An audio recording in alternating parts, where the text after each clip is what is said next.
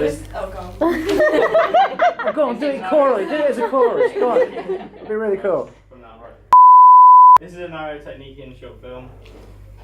So we used Tom's film, which was the giant radioactive killer snail by Mark Nick Loyson. Yeah, is that right? Yes, is that the right name?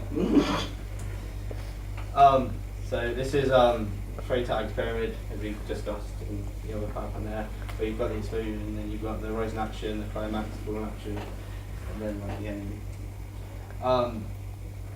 So at the beginning of the film just basically introduces the first two characters, see how the snail obviously and the guy who owns the snail, and it gets into it really quickly because obviously it's a short film, you don't want to spend lots of time on the introduction.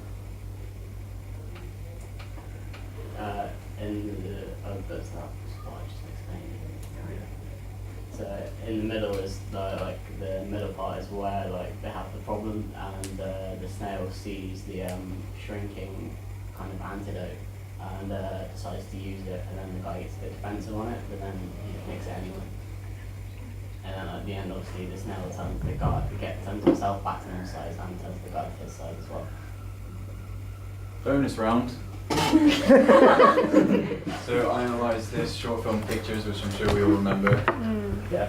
So this is the start. She's sort of looking at which colour of paint to use, and that's the exposition, just sort of the way it's currently at an equilibrium. It's sort of everything's fine.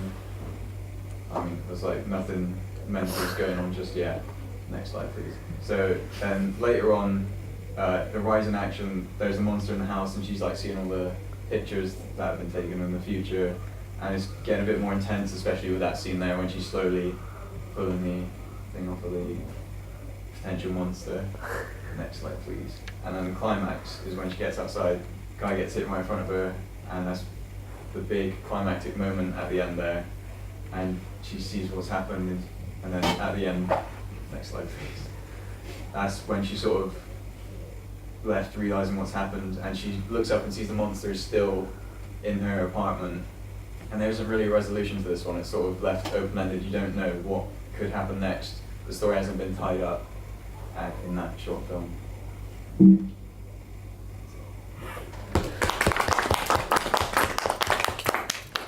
Did you think it lacked a resolution, or was it cool that it ended where it did?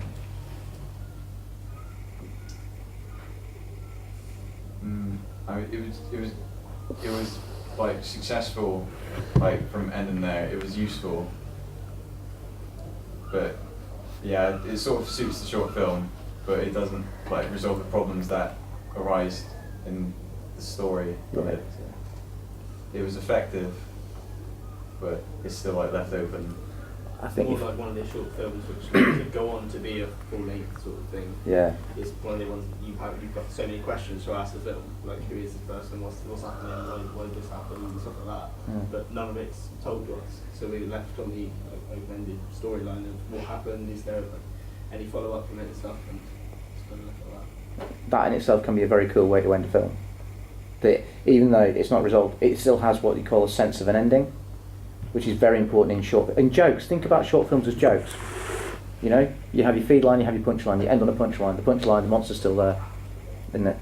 So think about it that way, and that'll help you when you come to make your own short film. Because the biggest thing the worst thing you can make is a long short film. If you see what I mean. I'll explain more in the other bit after the break, kind of thing. Guys, question, answer.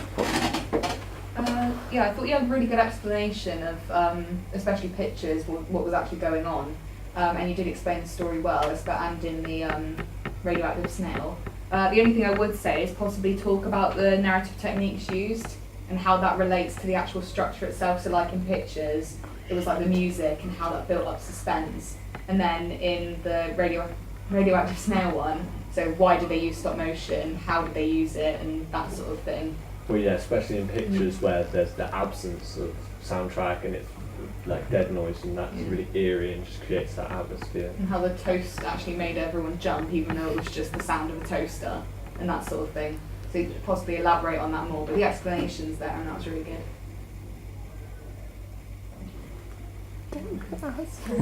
Our group's donating. Don't look at me. I do agree. Anything? No. That was dead good. Yeah, there you go. Yeah, excellent. Very We're good. not allowed to say that. Of course as not. we're not allowed to